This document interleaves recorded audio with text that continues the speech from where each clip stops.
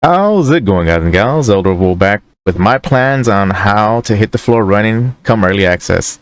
Some key points that have stuck with me with the revealed information. First, I 100% will be looking to upgrade my weapon with flat damage ASAP, as most skills will be multiplying this base damage tremendously. As can be seen looking at the Killing Palm, as it just like in PoE 1, skills show its description including its attack multiplier. On top of this, upgrading often will be the key to smooth progression. If you're lacking gear, run previous areas again. If you do not feel strong enough, don't be afraid to use your crafting currencies, as they will be dropping much more frequently, and I quote, "You will have multiple exalts coming out of Act 1, as stated by Jonathan Rogers." Second, I will be making sure to get a thawing and staunching charm ASAP to escape the dangers of being frozen or bleeding to death. If you did not know, utility flasks have been replaced by charms, which work similarly, as they gain charges when you kill enemies. However, they have a specific trigger. The Sapphire charm activates when you take cold damage, the Staunching charm activates when you begin to bleed, and the Thawing charm activates when you're frozen.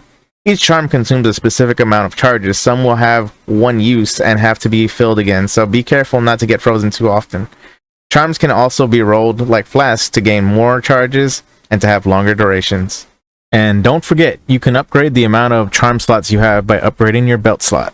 Third, I will hunt down every single permanent buff in each act, from increases to my resistance, which will make gearing much easier, to increases to spirit, which there will be one in each act.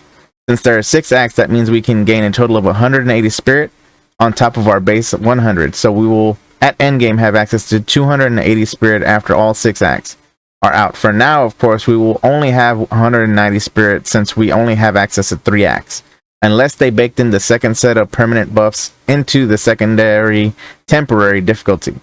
The permanent spirit increases are of great importance, as it will allow you to use meta skills such as auras, cast on shock / freeze, etc., and summon more minions as well. There are also already mechanics involved with spirit, including one from the monk ascendancy. When chosen, you acquire 1% of damage per 20 darkness as extra chaos damage, which is what your spirit is converted to when you take Embrace the Darkness ascendancy.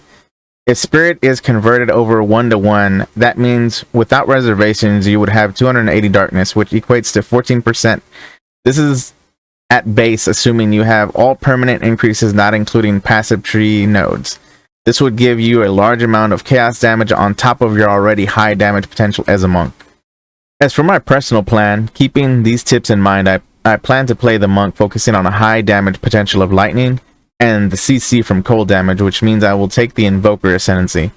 I want to use these skills to activate trigger meta skills, which we don't have all the information on, but enough to know. For instance, triggering on shock has to be built up. It would be when you shock an enemy, but once you've reached the required shock amount, the skill will be cast. There are so many things I wanted to try with these, as well as mixing and matching auras and other skills from other classes.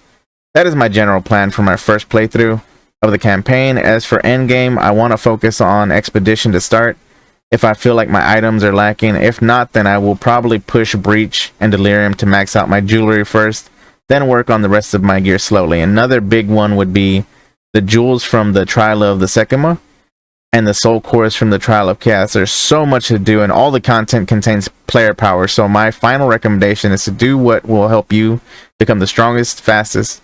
Also, don't forget, it's a game. We're all here to have fun, and the only way to do it wrong is to not have fun. With that said, this is Elder Wolf saying over and out. You all have a good one.